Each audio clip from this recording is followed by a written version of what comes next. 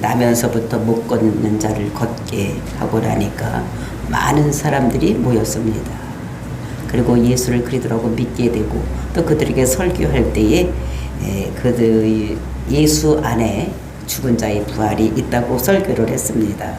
그렇게 전해질 때에 그것을 들은 사내들인 공회원들이 싫어하여서 베드로와 요한을 잡아서 가두고 그리고 이제 사내들인 공회를 열어서 그들의 잘못을 재판하는 심판하는 이런 것이 열렸습니다. 그랬을 때 그들이 잘못을 찾지 못하고 내줄 때에 다시는 예수님의 이름으로 말하지도 말고 또 가르치지도 말라 그러면서 위협하고 도와주었습니다. 그러니까 너희들 만약에 예수님의 이름으로 말하거나 가르치거나 또 예수님의 이름으로 병을 고치면 가만히 안 둘 것이다 이렇게 하고 내보냈던 것을 볼 수 있습니다. 그랬을 때 그들이 동료들을 찾아가서 이 모든 사실을 그들에게 알렸던 것을 볼 수 있는 것입니다. 그러니까 복음을 전하지 않는 것은 개인적인 문제가 아니라 교회 전체의 문제였기 때문에 동료들을 찾아가서 교회 지도자들을 모아놓고 그들에게 이 모든 사실을 알렸던 것입니다. 그때 그들은 그 말을 듣고 우리가 어떻게 할까?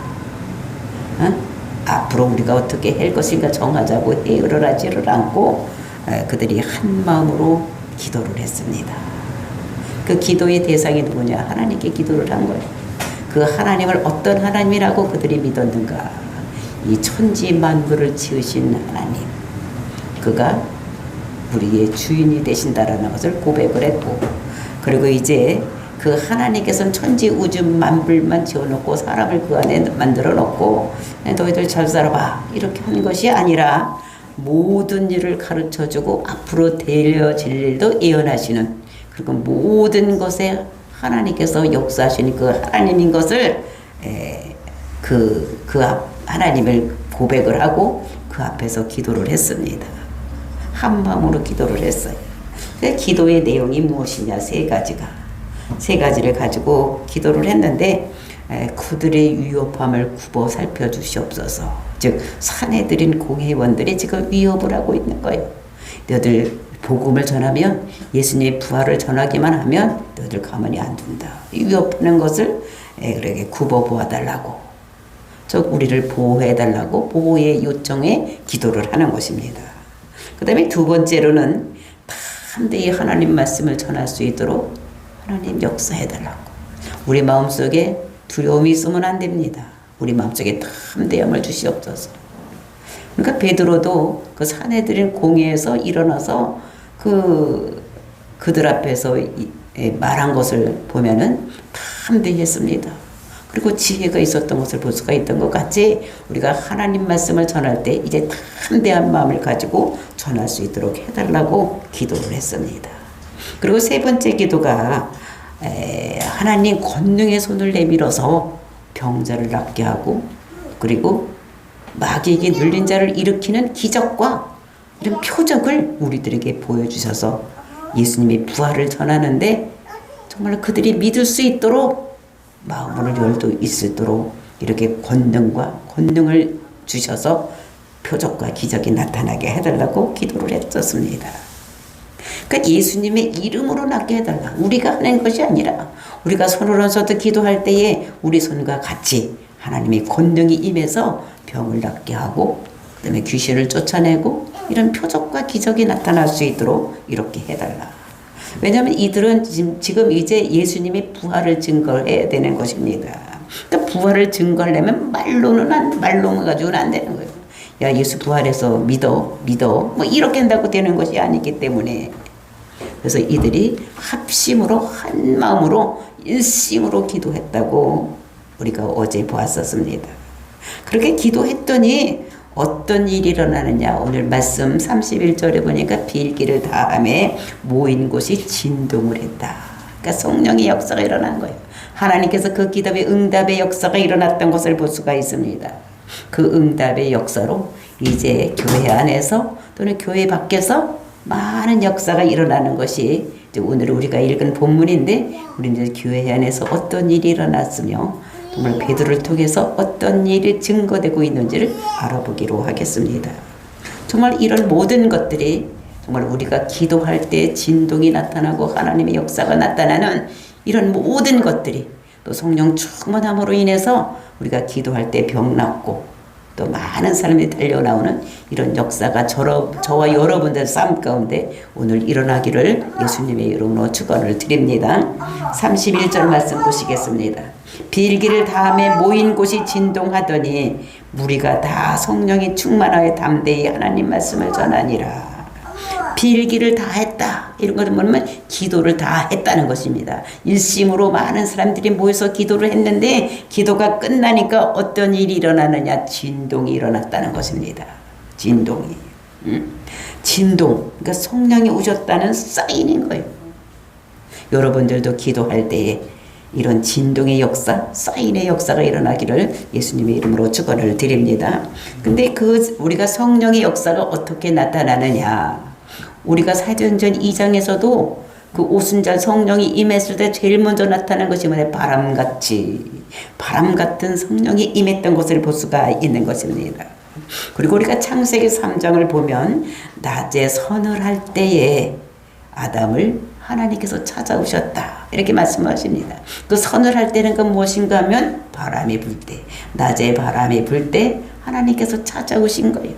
그러니까 바람은 되게 하나님의 임재를 나타내는 상징적인 것을 볼 수가 있는 것입니다. 그리고 이제 우리가 성령의 구름과 같이, 구름은 하나님의 임재를 상징하는, 그래서 이 출애굽할 때 이스라엘 백성들에게 구름 기둥과 불 기둥으로 이렇게 나타난, 그러니까 하나님이 늘 동행한다는 것을 나타내고 있는 것입니다. 그리고 이제 불로 나타나는 거예요. 우리가 2장에서도 봤을 때 성령 오순절 성령이 임했을 때 불 같은 성령이 임했는데 불의 혀 같은 성령이라고. 그 위에 큰 불이 있는데 각 사람마다 혀같이 그냥 전부 이렇게 내려와서 한 사람 한 사람에게 다 임했던 그 불 같은 성령.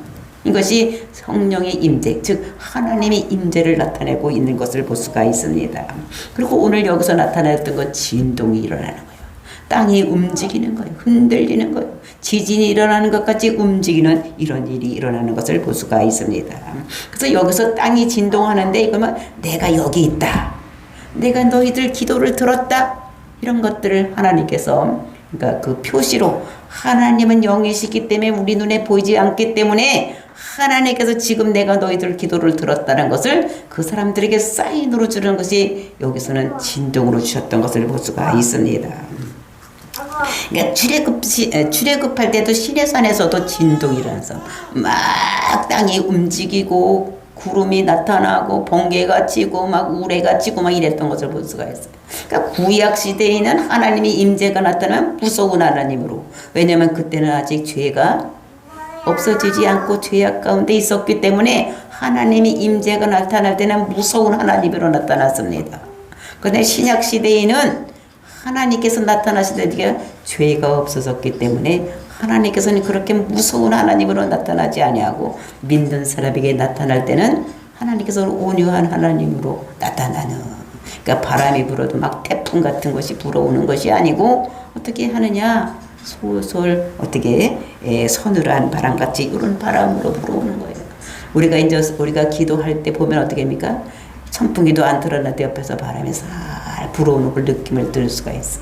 어떨 땐 등이 뜨거워서 그냥 어떻게 할 수가 없을 때가 있는 거예요. 이게 성령이 내가 너와 지금 함께하고 있고 너의 기도를 들어준다. 이런 말씀입니다. 그리고 어떨 때는 어떻게 하면 향기가 나는 거예요. 꽃향기 같은 향기가 쫙 나는 거예요. 네, 우리가 정말 저는 이제 그 향기를 자주 맡는 이런 편인데 하나님께서 역사하실 때 향기가 나타나는 거예요.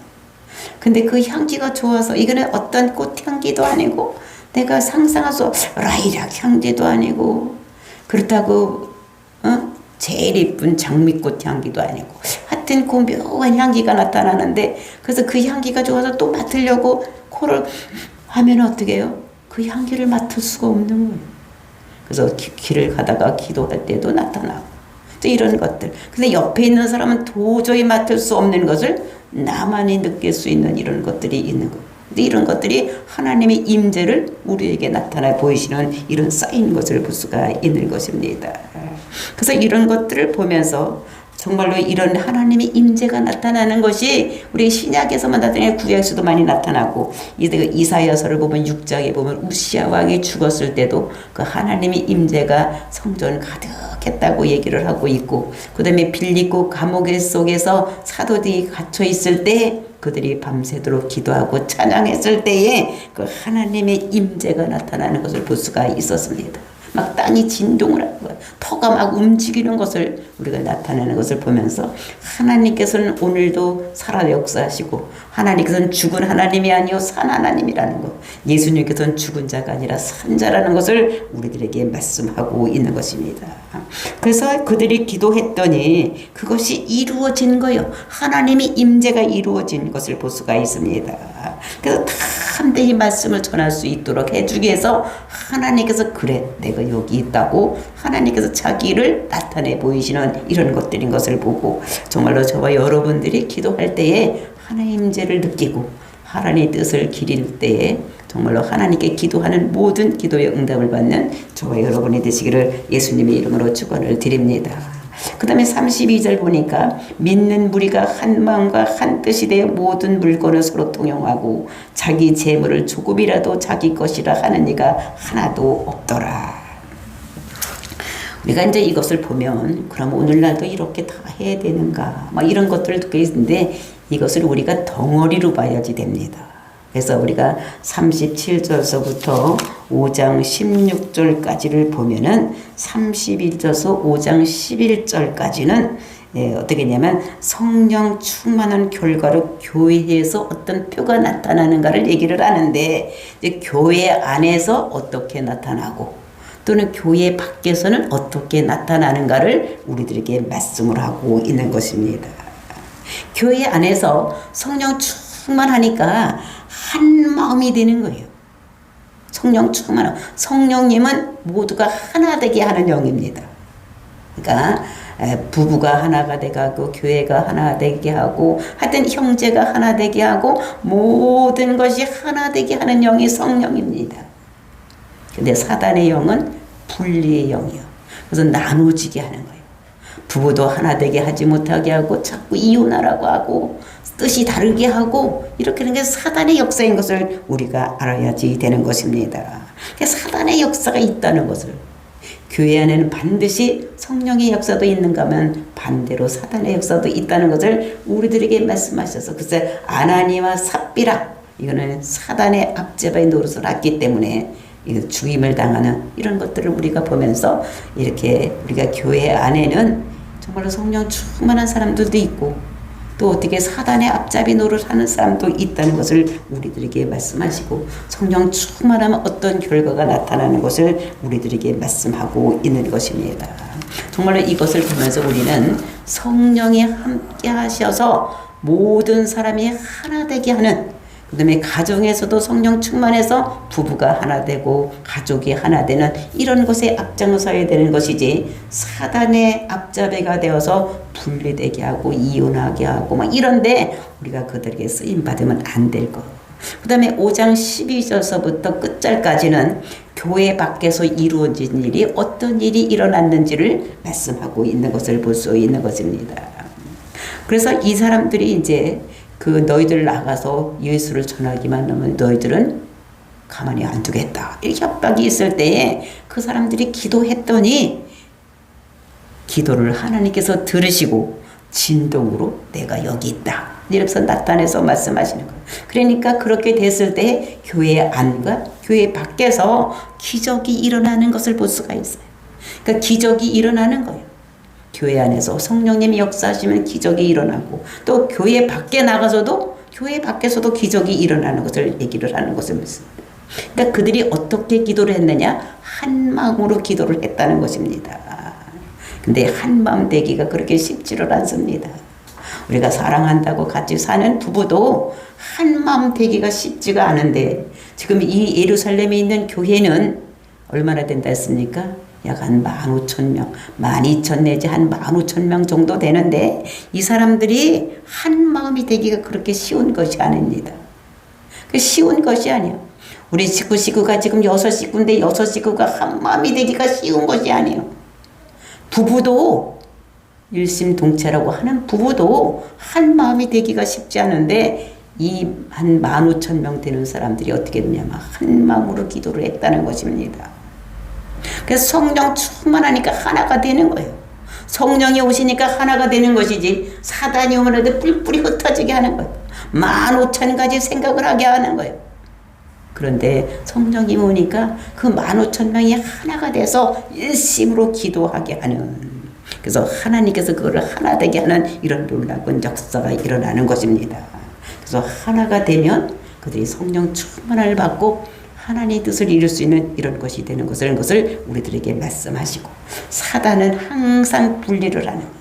교회 안에 들어오면 분리해서 쪼개지게 하고 서로 미워하게 하고 증오하게 하고, 그 다음에 그것이 총회나 노예에 들어오면 그 사람들이 어떻게 되면 분리되게 만들어요. 그래서 나누어지는 이런 역사가 일어나는 거지, 그것이 사단의 역사인 것을 하나가 돼야 돼. 대한민국 국민들도 하나로 뭉쳐야 되는 것입니다. 그래서 뭉치면 살고 흩어지면 죽는 거예요. 근데 사단은 어떻게 하면 자꾸 흩어지게 만드는 거예요. 자꾸 흩어지게 만들어서 하나님의 역사를 이루지 못하게 이렇게 하는 것인 것을 볼 수가 있는데, 근데 이 사람들이 어느 정도로 한 마음이 되었느냐. 모든 물건을 통용하고 자기 재물을 조금이라도 자기 것이라고 하는 이가 하나도 없었다.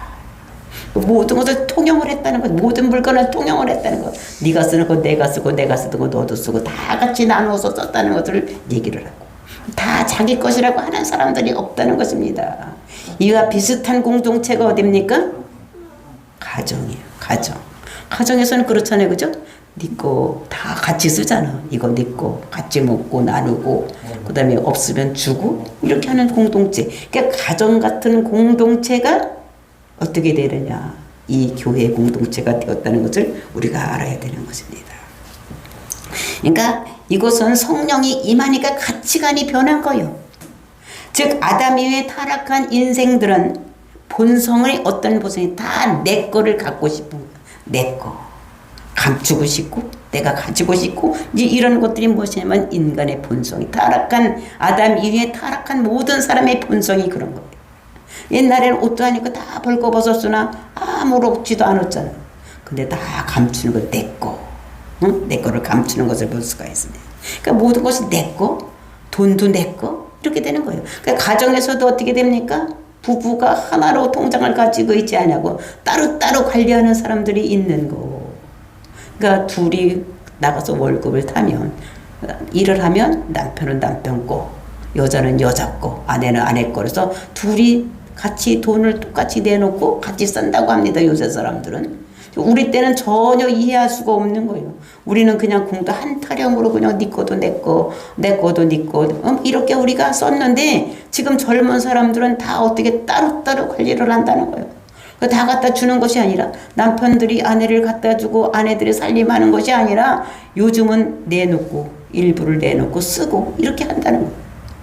이것이 엄청나게 이상한 것인 것을, 정말 이것이 그 부부고도 이렇게 한다는데, 여기에서 성령 충만한 교회는 어떻게 했습니까? 모두가 모든 것을 통용하고 다 어떻게 조금이라도 재물을 조금이라도 자기 것이라 하는 이가 하나도 없었더라. 자기 것이라고 하는 사람이 아무도 없었다는 것입니다. 모두가 다 이기적인 생각을 하고 있는데 교회 공동체에 성령이 임하니까 이런 모든 것이 이루어졌다는 것을 볼 수가 있습니다. 요즘은 아이들도 조금만 잘하면 어떻게 됩니까? 내 방에는 들어오지 마. 이렇게 하는 것입니다. 왜? 그것이 정말 자기 것을 주장하고 싶은 거예요. 이거는 내 거야, 내 거. 이렇게 하는데 이 성령이 임하니까 그것이 없어졌던 이런 것들. 그래도 가정 공동체는 여기에 가깝게 되어 있는데, 교회 공동체, 이제 이런 것들을 우리가 어떻게 해야지 되는지를 우리가 알고, 정말 이렇게 한 마음으로 기도했을 때 이렇게 모든 것이 이루어지는 이런 교회가 되었다는 것을 얘기를 하는데, 이때 제가 생각해 봤을 때 그 예루살렘에 있던 교회는 하나님이 강권적으로 역사하셔서 하나님 나라가 이루어진 이런 것들을 말씀하시는 것입니다. 하나님 나라에 가면 정말로 우리는 어떻게 되냐면 모든 것이 하나요. 다 어떻게 됩니까? 다 모든 사람들의 것이 되는 교회, 그 예루살렘 교회는 잠시 동안 어떻게 하나님 나라가 이런 것이라는 것을 우리들에게 보여준 거. 그러니까 우리가 지금 이 지상교회에서는 이것을 따라가서 다 가져와라. 다 가져서 다 네 거 내 거 다 쓰자 이렇게 하면 이것도 좀 이상한 거. 이것이 이단에서 이 말씀을 가지고 어떻게 하니까 다 있는 거 다 가져와. 이거 다 필요를 따라서 나눠준다고 이렇게 하는데 이것도 잘못된 것인 것을 이것은 이때는 예루살렘 교회에 하나님 나라가 임했어. 그러니까 하나님이 모든 것을 주장하시는 공동체가 되었다는 것을 우리들에게 보여주신 것이라는 것을 볼 수가 있는 것입니다. 그랬을 때 33절 보니까 사도들이 큰 권능으로 주 예수의 부활을 증거하니 우리가 큰 은혜를 받더라. 이렇게 됐을 때 사도들이 큰 권능을 받았어. 그러니까 성령이 충만함을 받으니까 권능이 임했어. 그러니까 우리가 예수님께서 부활 승천하시기 전에 어떻게 했습니까? 예루살렘을 떠나지 말아라. 너희들이 권능이 임할 때까지, 권능이 임할 때까지 예루살렘을 떠나지 말라. 그래서 그 큰 권능이 임해, 능력이 임한 거예요. 그랬을 때 주 예수의 부활을 증언하니 우리가 큰 은혜를 받더라. 이제 뭐를 증언해야 되는가 하면 예수님의 부활을 증언을 해야 돼요. 만약에 예수님이 부활하지 않았다면은, 부활한 것을 믿지 못한다면은 이제 어떻게 됩니까? 예수님은 메시아가 못 되는 것입니다. 지금까지 예수님께서 메시아인 것을 성경에 기록됐어. 천연의 몸에서 나와야지 된다. 그 다음에 어떻게 됩니까? 우리 죄를 위해서 십자가에서 죽어야 된다. 그는 죽지만 어떻게 됩니까? 썩음을 방하지 않는다. 그 다음에 나귀를 타고 입성한다. 뭐 이런 모든 말씀들이 다 이루어졌는데 이제 부활 사건 하나만 남아있는데 그 부활 사건을 이제 증거를 해야지 메시아가 된 것을 많은 사람에게 선포될 수가 있는 것입니다. 그래서 예수님 부활했습니다. 예수님 부활했습니다. 진짜요, 진짜요. 내가 봤어. 막 이렇게 한다고 그들이 믿지를 않는 것입니다. 믿어주세요. 그 거짓 아닙니다. 진짜입니다. 막 이런다고 믿는 것이 아닌 것입니다. 그래서 이 사람들이 어떻게 하냐, 큰 권능으로 그를 전했다고 말씀하고 있습니다. 그 권능, 그러니까 아픈 사람도 고치고, 그 다음에 어떻게 하냐, 예수님의 이름으로 병자도 고치고 귀신도 쫓아내고 막 이렇게 권능을 나타내지만 진짜 예수님이 살아서 있나 보다 이렇게 믿을 수가 있다는 것을 우리가 알아야지 돼요. 그래서 기도의 응답이 된 거예요. 대주제요. 천지 만물을 지으시고 사람을 지으시고 사람에게 역사하시는 하나님, 모든 거 앞날까지 다 보시고 하나님 함께 하시는 그 하나님, 그렇게 기도를 했더니 그 하나님께서 역사하신 것을 볼 수가 있는 것입니다. 지금 우리를 이 하나님께서 예언한 대로 그 관원들이, 왕들이 허사를 경영한다고 했는데 지금 이 사람들이 허사를 경영하고 있으니까 하나님 권능으로 나타나서 이 사람들이 하는 것이 허사인 것을 많은 사람들에게 증거해달라고 했을 때에 그렇게 나타나는 것을 볼 수가 있습니다. 정말로 예수님의 뜻이 그 십자가 죽은 것이 이루어졌다고 할지라도, 이제는 어떻게 되니 부활한다고 할지라도 이제는 많은 사람들에게 전해서, 이 지금 시대는 어떤 시대입니까? 천하 만민이 복받는 대로 돌아오는 시대인 것입니다. 그러니까 많은 사람이 전해서 그 사람들이 믿어야지만 그 사람들이 복받는 대로 돌아오는데, 이 사람들이 믿지 않으면 이렇게 아무것도 할 수 없기 때문에 정말로 우리를 굽어 살펴주셔서 우리가 전할 때 성령님 역사해달라고, 그래서 담대하게 해달라고, 이 복음을 전하는데 담대함으로 하게 해달라고 이렇게 했을 때 정말로 우리 힘으로는 할 수 없습니다. 그러니까 하나님 우리에게 담대함을 주셔서 이 복음을 전할 수 있도록 해달라고 기도했을 때 하나님께 역사하시고 정말로 권능으로 역사하셨던 것을 볼 수가 있습니다. 그래서 그 중에 가난한 사람이 있으니 이는 밭과 집 있는 사람을 팔아 그 판값을 가져갔다가 이런데, 근데 그 큰 권능, 그 표적이 어떻게 일어났느냐, 그것이 우리가 이제 12절부터 5장 12절부터 16절 말씀입니다. 그러니까 그 베드로가 이렇게 했을 때 사도들이 손을 통하여 민간에게 표적과 기사가 많이 나타나며 믿는 사람이 다 마음을 같이하여 솔로몬 행각에 모이고, 이 사람들이 병도 낫게 하고 또 이제 귀신도 쫓아내고 하니까 사람들이 마음을 열어서 모든 사람들이 솔로몬 행각에 모였습니다. 그 솔로몬 행각이 어디입니까? 성전 바로 옆 앞에 있는 거예요. 거기 모여서 이제 그들이 어떻게 사내들인 공회 앞에 와서 이제 그 일을 하고 있는 것을 볼 수가 있습니다. 그래서 이것이 기도의 응답, 역사가 일어나는 것입니다. 4장 30절 기도의 응답. 그러면서 그 나머지는 감히 그들과 상종하는 사람이 없으나 백성이 칭송하더라. 그러니까 그 나머지 어떤 사람이니까 하면 감히 그들과 상종하는, 그러니까 거기에 오지 않는 사람들, 솔로몬 행각에 모이지 않는 사람들, 그러니까 관리들이 눈치를 보는 사람들 말고는 다 어떻게 그들과 상종하는 사람이 없었다. 백성들은 근데 찬송을 했다. 그 사람들을 하나님을 찬송했다. 하나님이 하신 일을 볼 수가 있는 것입니다. 그러면서 14절에 보니 믿고 주께로 나오는 자가 더 많으니 남루의 큰 무리더라. 계속해서 복음을 전하니까 많은 무리들이 하나님께로 돌아오는 것입니다. 한두 명이 돌아오는 것이 아니라 큰 무리가 돌아오는 이런 역사가 일어난다는 것을 말씀하시고, 또 어떤 일이 일어났느냐 15절 보니까 심지어 병든 사람을 메고 거리에 나가 침대와 요위에 누이고 베드로가 지나갈 때 혹 그의 그림자라도 누구에게 덮일까 바라고. 심지어 어떤 사람이 어떤 것이 일어났느냐, 병든 사람들을 메고 나왔다는 거예요. 그러니까 걸어오지 못하는 사람들은 메고 왔다는 것입니다. 그 다음에 침대나 또는 요위에다 누워가지고 이제 베드로가 이제 지나가는 시간이 이제 이렇게 정해져 있으니까 그 베드로가 지나갈 때 요들을 지나가겠지 하고 그림자라도, 그러니까 그 가까이도 갈 수가 없는데 그림자라도 그 사람에게 덮이면 치료받을까 싶어서 그렇게 된다고 생각을 하고 그 베드로가 지나가는 거리에다가 갖다 누워놨다는 것입니다. 그랬을 때에 어떻게 해요? 덮일까 하고 바라고. 그렇게 했을 때 예루살렘 부근에 수많은 사람들이 모여 병든 사람과 더러운 귀신에게 괴로움을 받는 사람을 데리고 와서 다 나음을 얻으니라. 그렇게 해서 예루살렘에 있는 모든 병자들, 모든 마귀에게 들려서 힘들면 당하니 이런 모든 사람을 다 데리고 와서 어떤 병에 걸리더라 다 나음을 받는 이런 역사가 일어났다는 것을 말합니다. 그러니까 사도들에게 큰 권능이 있어. 그림자만 어떻게 그 사람에게 비춰도 병이 낫는, 귀신이 떠나가는 이런 역사가 일어났다는 것입니다. 이것을 보면서 사도행전 교회는 오늘날 우리 교회와 다른 것입니다.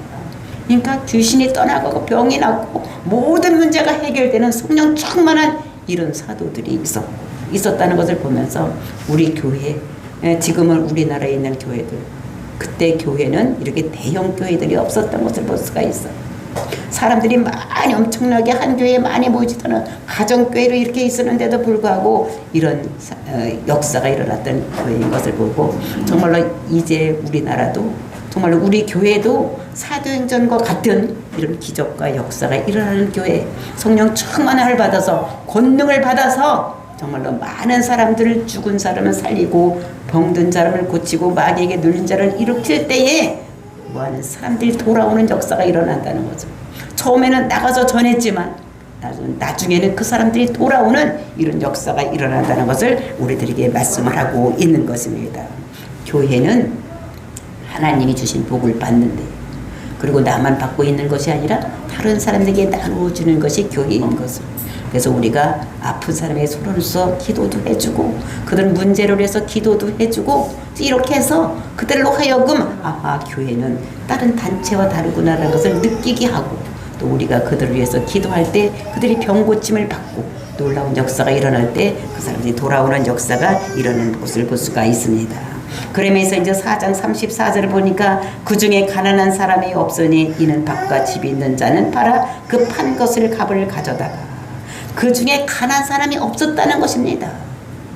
근데 우리가 신명기 보면은 신명기 15장 8절부터 15절 말씀을 보면 어느 시대나 어디든지 어떻게 가난한 사람이 있을 것이라고 말씀을 하고 있어요. 어느 시대든지 아무리 잘 사는 나라라고 할지라도 가난한 사람들이 있다는 거예요. 근데 여기에는 그 가난한 사람들이 없었다는 거예요. 왜? 이유는 뭐냐? 밭과 집이 있는 자는 팔아서 그 판 것을 값을 가져다가 사도들을 발 앞에 놓고 사도들은 그것을 각 사람의 필요를 따라서 나누어 주었기 때문에 이 사람들은 가난한 사람이 없었다는 것을 우리에게 말씀을 하시고 계십니다. 정말 이것을 보면서 성령 충만한 교회, 우리가 어떻게 해야 되는 것을 우리들에게 말씀하시고, 교회 안에서 우리가 성령을 받고 정말로 이 교회 안에서 정말 하나님 나라가 이루어지는 것을 보여주는 이런 교회가 되시기를 예수님의 이름으로 축원을 드립니다. 다 같이 기도하겠습니다.